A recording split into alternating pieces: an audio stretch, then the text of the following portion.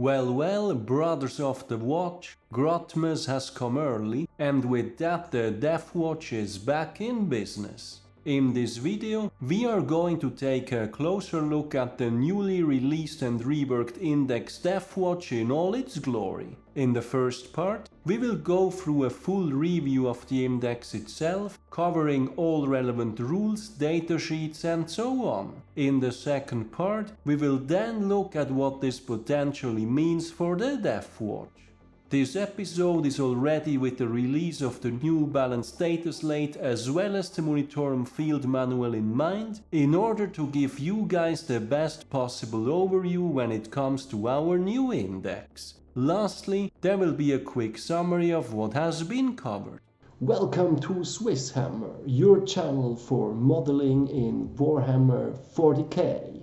My name is Tammer and I will be guiding you through this video. What can I say? This year has been a crazy one for the Deathwatch.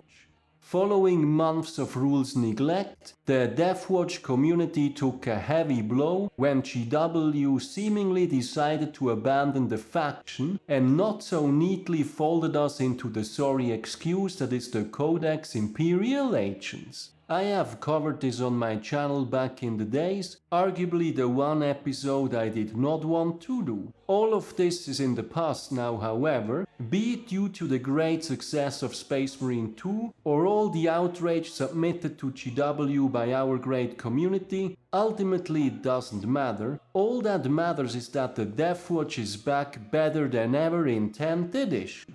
There, I said it, and essentially spoiled my conclusion before even starting it, but I feel this needs to be said clearly for everyone who has been in doubt about playing the Deathwatch over the course of this edition. The Deathwatch is back, our army is fully playable again, and you will have a good time doing so. Praise be, brothers, the long vigil never ends.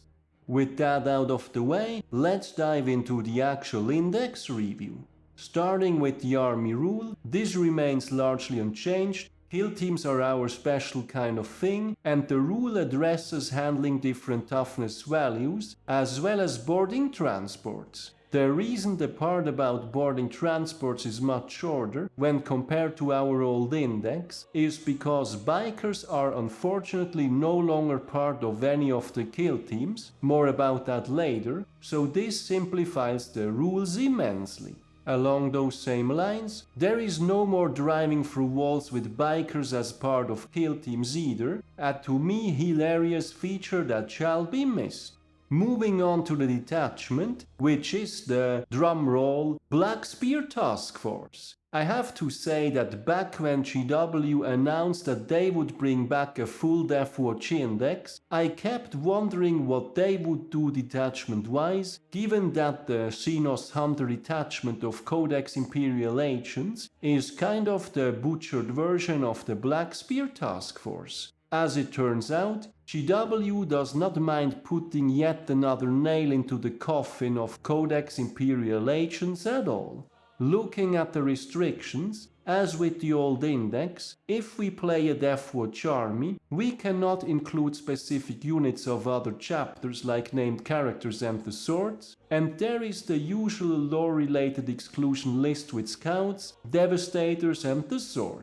Hilariously enough, because Deathwatch disappeared as an army for a few months, the Codex Space Marine FAQ currently doesn't have an entry for Deathwatch anymore. As such, the list of exclusions currently only relates to the Black Spear Task Force detachment, meaning we could run scouts again in any other detachment, but don't necessarily expect this to last. Then lastly, a new entry. Aside from the Legends Kill Team Cassius, we cannot include any agents of the Imperium Deathwatch units, which would otherwise have allowed us to exceed the limits on Deathwatch veterans and the other handful Deathwatch datasheets that have been made available in Codex Imperial Agents. Nothing out of the ordinary here. Furthermore, we also get back our iconic mission tactics. This is fully unchanged when compared to our old index. What stands out here, however, is that while these rules remain unchanged, All Deathwatch datasheets in the new index now get mission tactics as a faction ability on their datasheet, which was previously not the case.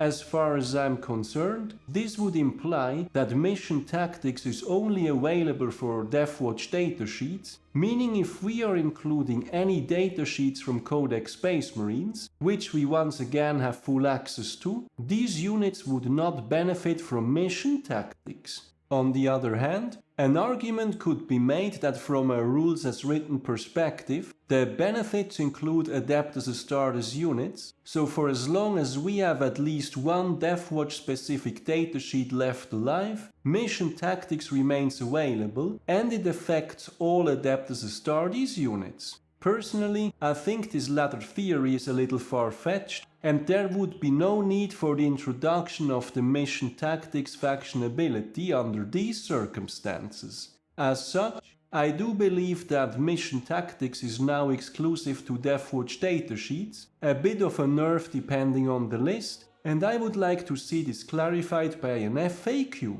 Meantime, I suggest having this clarified with a TO and or your opponent if you wanted to count it as affecting all Adeptus Astartes units, like with the old index. Moving on to the stratagems, here we find similar entries as before at first glance, but there are quite some significant changes upon closer inspection.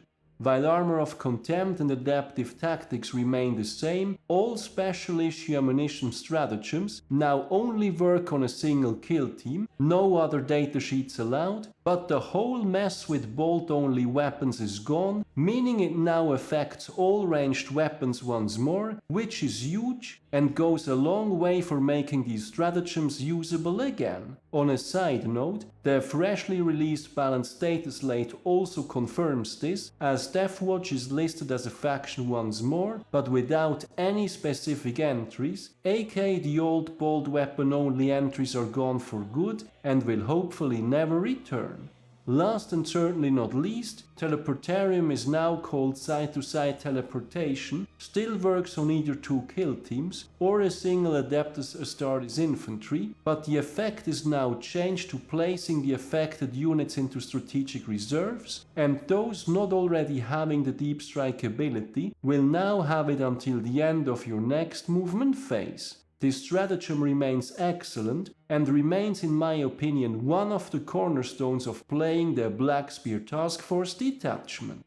Moving on to the enhancements, here we have the same for picks as with the old index, with the Osseous Key remaining garbage, while Thief of Secrets, Beacon and Chalice and Tomb of Ectoclades all remain solid.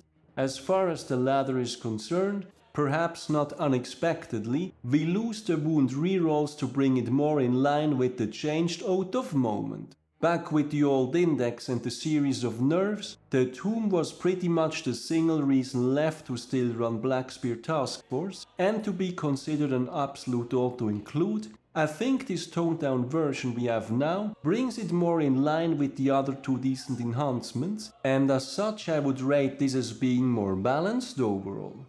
Then finally moving on to the datasheets, I will be going through these only briefly, as I plan to do a full revival of my by now famous Kill Team series, where I will be covering each of our kill teams in greater detail.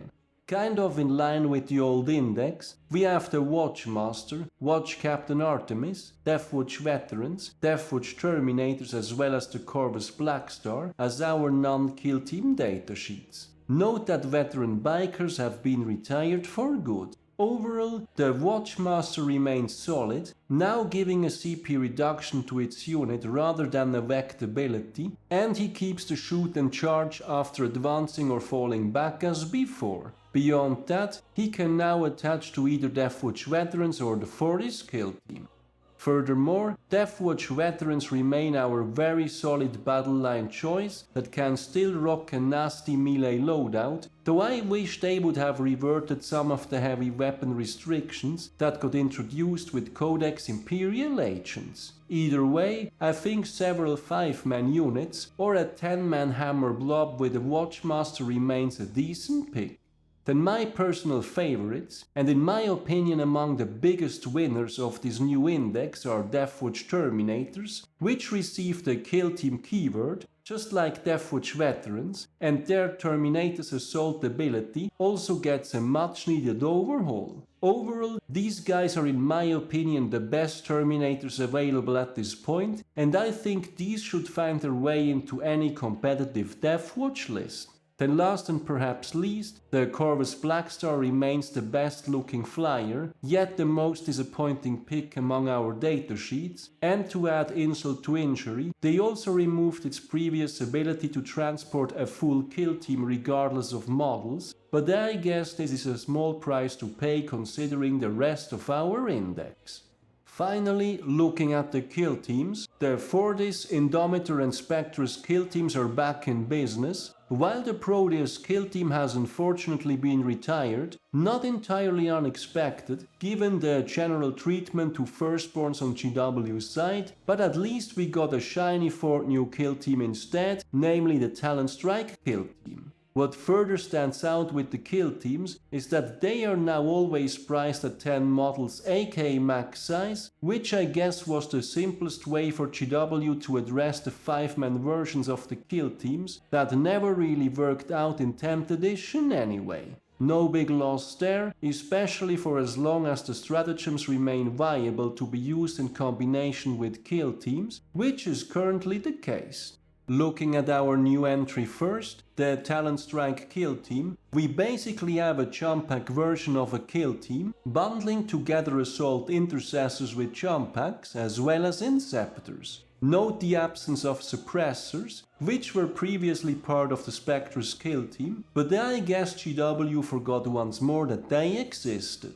Either way, there is no reason to complain however, as the Talonstrike Kill Team allows for one mandatory Kill Team Sergeant, aka Assault Intercessor with Jump Pack, 2 to 9 Assault Intercessors with Jump Packs, as well as 0 to 5 Inceptors. What one wants to do here of course is maxing out on Inceptors, meaning this kill team will be best fielded as 5 Assault Intercessors with Jump Packs, one of them being the Sergeant, and then being filled up with 5 Inceptors. Similar to how an Indomitor was back in 9th edition, the Intercessors will act as ablative wounds for the more desirable Inceptors, but the main differences here are that this kill team will be far more mobile overall and have some extra melee punch in case it gets tagged.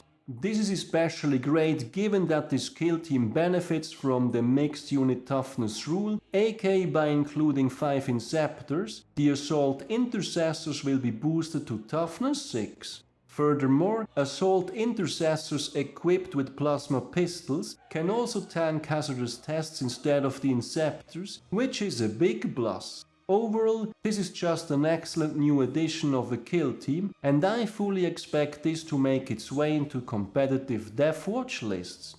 Moving on to the Proteus Kill Team, which I personally consider the problem child of kill teams since its creation in 9th edition, that pretty much struggled from the get-go, except for maybe those initial handful weeks of 9th edition, when simpletons like Manny, Submariner Chima and like-minded individuals considered running triple Fortis with Outriders the peak of playing Deathwatch. Salt aside, this kill team has gained a lot more options overall, starting with access to the mandatory Intercessor Sergeant, as well as adding a minimum of 2 Intercessors only, meaning the minimum number of Intercessors is now below 5, another positive side effect to GW dropping the 5-man versions of kill teams. We can then add 0 to 4 Hellblasters or Assault Intercessors like before, we lose access to Outriders as initially mentioned, and we can now newly add up to 4 Pyre Blasters or up to 2 Desolation Marines, yes, the ones that got nerfed to oblivion. Hilariously enough, one of these 2 can also grab a Vanguard launcher, which is technically a Sergeant only pick. Anyway, while I do like the addition of new Tacticus datasheets, the exclusion of Blade Guard veterans is most unfortunate, as I think they would have made a great addition. Unit composition aside, what further stands out here is that intercessors in this kill team will rock a Deathwatch bolt rifle, which is a significantly improved version of the regular bolt rifle. Now, what must be taken into consideration here is that the regular intercessor datasheet has just received a new special ability in the freshly released Balance Dataslate, which allows them to pump out more shots, in addition to already having the very useful sticky objectives ability. All of this is of course absent from the Proteus Kill Team intercessor variant. Either way, the improved Deathwatch bolt rifle certainly makes intercessors in this kill team feel less of a tax to be paid, though I would argue that overall, this kill team is a bit of a Primaris equivalent of a tactical squad by now, but it lacks access to combat squads and battle line in order to make it more useful. It's better than before, but not quite there yet in my opinion. Lastly, on a side note, Pyre Blasters got an extra point of AP in the Balance Dataslate, but the one on the Proteus Kill Team datasheet remains unchanged, a first sign of rules still not consistently being updated, which can go either way for the Deathwatch, based on what has happened in the past. In this case, however, we get the short end of the stick. Moving on to the Indomitor Kill Team, the main difference here is that it lost access to Inceptors, as they now got moved to the new Kill Team instead, but at least both Aggressors and Eradicators got their unit limit increased to 3, meaning one could now run 3 Aggressors, 3 Eradicators and 4 Heavy Intercessors. Just like with the Intercessors, the heavy version gets access to a much improved Deathwatch heavy bolt rifle and heavy bolter, but again, the regular heavy Intercessors also received damage 2 on their bolt rifles in the new Balance Dataslate, so this is less of a Deathwatch only improvement than it might first appear to be. Then finally, the Indomitor Doctrine's ability also got boosted, now giving +2 strength to ranged attacks, targeting the closest eligible target, or to melee attacks during the turn which it made a charge move. With the previously mentioned Deathwatch bolters in mind, this kill team is going to be able to dish out some hurt. Next to the Talonstrike, certainly one of the biggest competitors in this new index. Then last but not least, we have the Spectre's Kill Team, which is losing access to suppressors, but gains some more overall flexibility with the rest of the datasheets. 3 mandatory infiltrators only, up to 3 eliminators, up to 4 incursors or up to 4 reavers. And just like with the bolt rifles, the bolt carbines also get a more powerful Deathwatch version, and this time this indeed seems to be a Deathwatch exclusive boost, which is very welcome indeed. In terms of rules, this kill team still lacks Omni Scramblers, and the infiltrators have to pick between either the Helix or the Comms Array, but we do gain access to the Instigator Bolt Carbine now, which together with the Spectre's Doctrine's ability gives this kill team an immense amount of mobility. All in all, I'm not sure if that's going to be enough to warrant its inclusion into competitive lists, but I personally do like what I am seeing here. Then finally, the index does include the new points costs. What stands out here the most to me personally is that Deathwatch Terminators come at a very affordable 180 points per 5 models, even with their much improved rules, making them a very competitive choice indeed. As for the kill teams, I will cover their points costs in greater detail in a separate episode, where I will be diving into the new release of the Munitorum Field Manual and its impact on kill team compositions. Just for reference, the Deathwatch specific points in the new Munitorum Field Manual are the exact same as can be found in our new index. With the index fully covered, what does this potentially mean for the Deathwatch? Well, first of all, I think our community as a whole can rejoice that Deathwatch is back as a fully playable army, just the way it should be. I don't want to end up bashing Codex Imperial Agents even more, seeing that it is kind of on the ground already, but Deathwatch should never have been folded in there past what they did with the Battle Sister Squad and the Grey Knights Terminators as far as I'm concerned. Personally, I think that GW was simply at an impasse with the faction a few months ago, and for some reason they didn't want to commit to fixing it and instead try to make it go away. What changed their minds can only be a matter of speculation and how big a part the success of Space Marine 2 played in all that, but anyway, I think the big takeaway here is that they did a full 180 and brought back the Black Spear task force with the kinds of fixes that should have been done a year ago, rather than first ignoring and then trashing the long Witchill. On a side note, keep in mind that Deathwatch is by no means limited to the Black Spear Task Force detachment only, but rather gets the full range of vanilla Space Marine detachments once more, though I fully expect to see the unit exclusion list being detachment independent make it back into the Space Marine FAQ as before, even though GW seems to have missed it in this recent release of the updates. Returning to the Black Spear Task Force, I think what this detachment suffered the most from was the combination of nerfed stratagems as well as mediocre kill teams. Towards the end of the old index, basically all that kept it barely afloat were mission tactics and enhancements, namely the Tomb of Ectoclades. While mission tactics did get limited to Deathwatch units only, at least by the looks of it and until clarified by an FAQ, I think the detachment as a whole heavily encourages the usage of kill teams once more, and note that kill team not only refers to the four named ones, but also Deathwatch veterans and most importantly Deathwatch terminators. As such, for the detachment to be good, kill teams need to be good and stratagems need to actually work. As far as stratagems go, I think they did the right thing with making them universally applied to kill team units once more. The previous bolter restrictions were just outrageous, and at least 2 of the 4 kill teams I would currently rate as highly competitive, namely the Talonstrike as well as the Indomitor. As far as I'm concerned, the sum of this is good enough to keep Deathwatch at a competitive level.